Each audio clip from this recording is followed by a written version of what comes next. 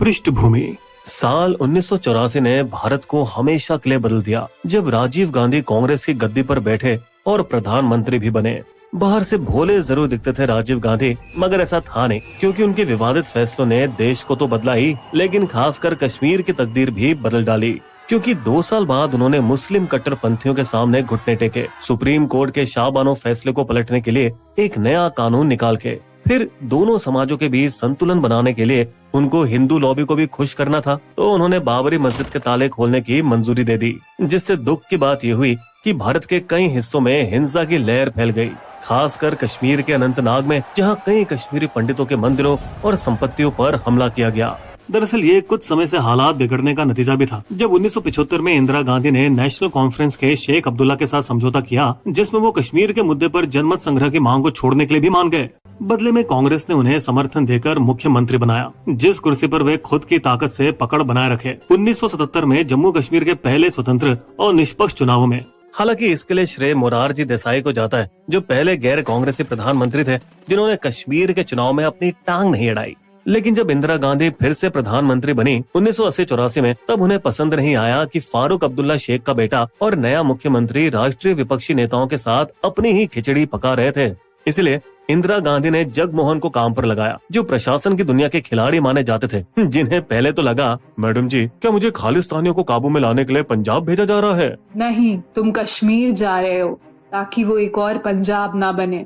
जगमोहन कश्मीर का गवर्नर बना और उसने कांग्रेस के सबसे बड़े कश्मीरी नेता मुफ्ती मोहम्मद सईद के साथ मिलकर फारूक अब्दुल्ला को मुख्यमंत्री की कुर्सी से गिरा दिया। सईद कथित तौर पर अब्दुल्ला के विधायकों को रिश्वत देकर पार्टी में फूट डालने की राजनीति खेल गया था। फिर यहाँ जगमोहन ने फारूक को सदन में अपनी बहुमत साबित करने का मौका तक नहीं दिया, और फिर टूटे हुए गुट से उन्होंने इंदिरा के चमचे गुलाम मोहम्मद शाह को बाकी बचे कार्यालय के लिए मुख्यमंत्री बना दिया। फिर कुछ ही महीनों बाद इंदिरा गांधी के उन्हीं के बॉडीगार्ड्स ने उनकी क्रूर तरीके से हत्या कर दी, और फिर बेटे राजीव राजनीति के कच्चे खिलाड़ी सहानुभूति की लहर पर सवार होकर प्रधानमंत्री बन गए।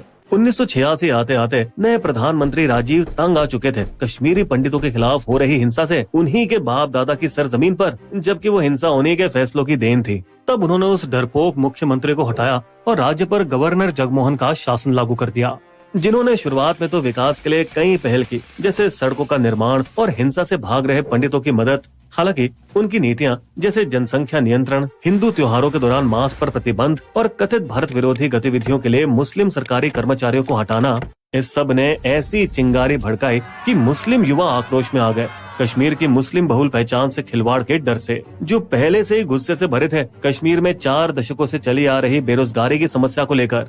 चौंकाने वाली बात यह है कि इस चिंगारी ने पहली बार कश्मीर के सुन्नी और शिया रूढ़िवादी नेताओं को भी एकजुट किया, जो कि साथ मिलकर एक नए राजनीतिक गठबंधन मुस्लिम यूनाइटेड फ्रंट की छत्रछाया में आ गए, और जिन्होंने अपने घोषणा पत्र का मकसद 1972 में इंदिरा गांधी और जुल्फिकार अली भुट्टो के बीच शिमला समझौते को पूरा करना बताया। इन दोनों पक्षों ने सीज फायर लाइन को लाइन ऑफ कंट्रोल LOC मानने पर सहमति जताई और कश्मीर के मुद्दे को सिर्फ भारत पाकिस्तान के बीच बातचीत से हल करने का फैसला किया। पर शायद ये कोई ठोस कदम नहीं था, ये सिर्फ मुद्दे को भविष्य में टालना था आगे आने वाले नेताओं के लिए। लेकिन मुस्लिम फ्रंट के ऊपर उठने ने राजीव को चिंतित किया, इस डर से कि उनकी सफलता से कहीं केंद्र सरकार कश्मीर पर अपनी लोहे जैसी सख्त पकड़ को न खो दे। तो उन्होंने अपनी दिशा बदली और फारूक अब्दुल्ला के साथ अपने रिश्ते को फिर से मजबूत किया। एक ऐसा रिश्ता जिसमें 1984 में कांग्रेस ने पीठ पर छुरा घोंपा था, पर फिर वापस क्यों जुड़े, इसकी कई मजबूरियां थी। कश्मीर में मुझे केंद्र के साथ सही रिश्ते बना के रखने हैं ताकि मैं सरकारी कार्यक्रमों को लागू कर सकूं। इसकी एक और वजह मुफ्ती मोहम्मद सईद थे,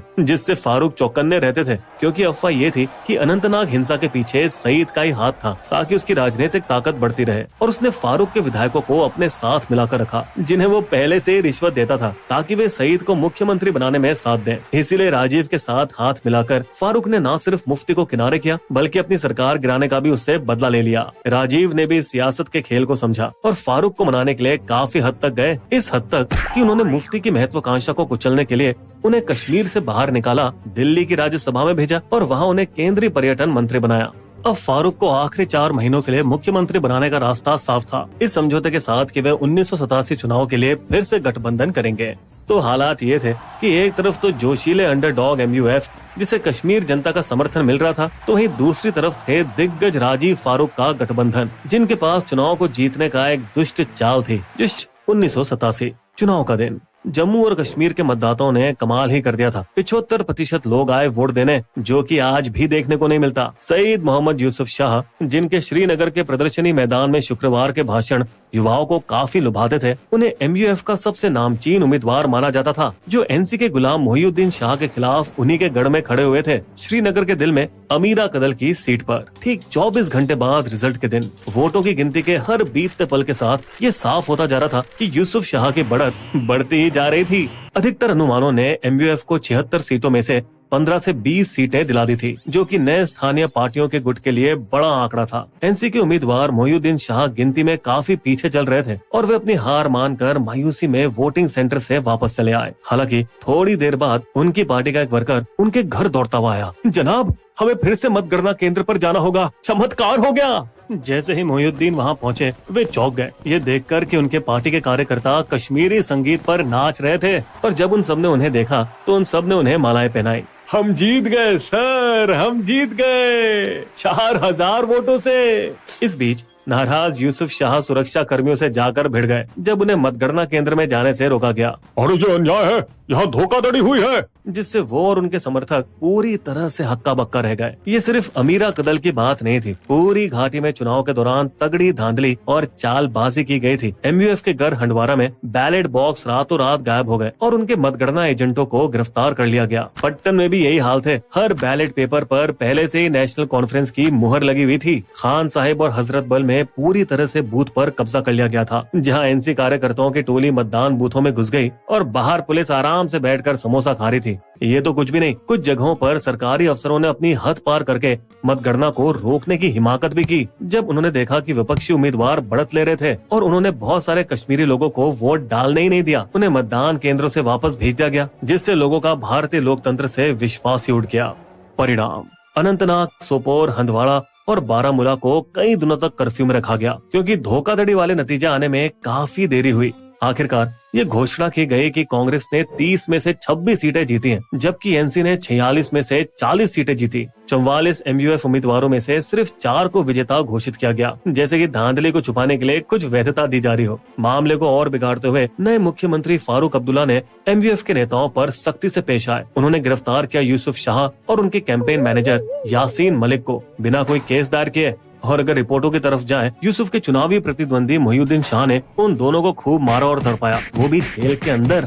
बुरी तरह से अपमानित होकर जेल से बाहर आने के बाद Yusuf Shah line of control लांग के बॉर्डर के बाहर चले गए और अपना सैयद सलाउद्दीन नाम रख के खतरनाक आतंकवादी संगठन वे हिजबुल मुजाहिदीन के सरगना बन गए और अपने खौफनाक इरादों के साथ उन्हीं के साथ बस गए। मैं कश्मीर घाटी में आतंक का सैलाब लाऊंगा और किसी भी शांति समझौते को नहीं होने दूंगा। उनका मैनेजर यासीन मलिक भी बॉर्डर पार करके POK चला गया और मुजफ्फराबाद के अलगाववाद और आतंकवादी संगठन JKLF जम्मू और कश्मीर लिबरेशन फ्रंट का वो सरगना बन गया। और इस हरामखोर ने 1979 में वापस आकर भारतीय सेना और कश्मीरी पंडितों पर भयानक आतंकवादी कहर डाला।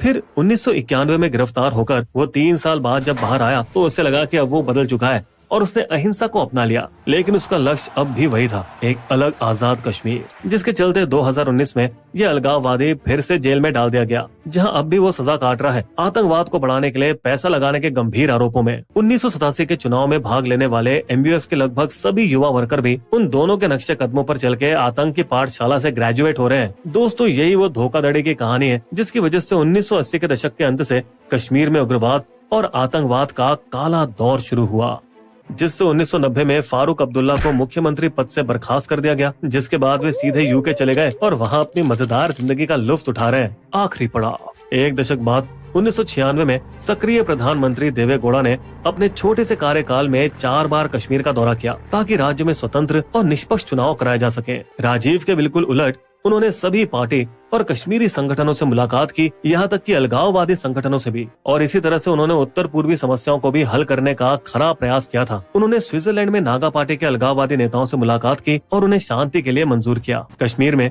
उन्होंने अर्थव्यवस्था को बेहतर करने के लिए कर्ज माफी की घोषणा की और 2 बड़े हाइड्रो इलेक्ट्रिक और रेलवे प्रोजेक्ट को फिर से चालू करवाया। यहाँ तक कि उन्होंने अंतर्राष्ट्रीय मीडिया को भी कश्मीर की ताजी हवा में कहीं भी टहलने की पूरी मंजूरी दी ताकि वो घाटी में लोकतंत्र की वापसी पर रिपोर्ट को दुनिया भर में पहुंचा सके। लेकिन 1987 चुनाव के घाव अभी भी मतदाताओं के जहन में ताजा थे और चुनाव के निष्पक्ष होने के बावजूद सिर्फ 49% मतदान हुए और तभी गजब हो गया। फारूक अब्दुल्ला लंदन से लौटकर फिर से मुख्यमंत्री बन गए, जैसे कश्मीर उनके परिवार के ही जागीर हो। दोस्तों, अब एक बार फिर से जम्मू कश्मीर में चुनाव लौट रहे हैं और आर्टिकल 370 हटाए जाने के बाद तो कश्मीर घाटी में पहले के मुकाबले काफी शांति है। ये इस बात से भी जाहिर होता है कि चुनाव हरियाणा के साथ हो रहे हैं और ये किसी अन्य राज्य के चुनाव की तरह ही लग रहे हैं, जो कि कोई बड़ी बात नहीं है। चुनाव आयोग सुनिश्चित कर रहा है कि पहले की तरह मतदान में आने वाली रुकावटों को दूर किया जा सके। आखिरी समय पर चुनाव केंद्रों की जगह न बदली जाए, जिन पार्टी कार्यकर्ताओं का कोई आपराधिक रिकॉर्ड न हो उन्हें गिरफ्तार न किया जाए और सभी उम्मीदवारों को सुरक्षा दी जाए, चाहे वो किसी भी पार्टी से हो।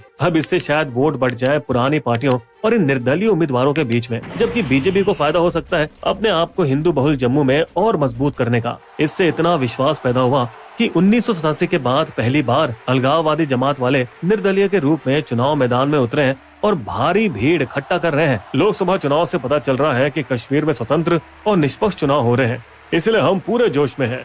फिर निर्दलीय उम्मीदवारों के मैदान में आने से ये बात जरूर अच्छी होगी कि अब्दुल्ला और मुफ्ती परिवारों की ताकत कम हो सकती है, जो कि दशकों से सत्ता पर कब्जा जमा कर बैठे हैं, और यहीं से होगी कश्मीर में जमहूरियत की असली शुरुआत।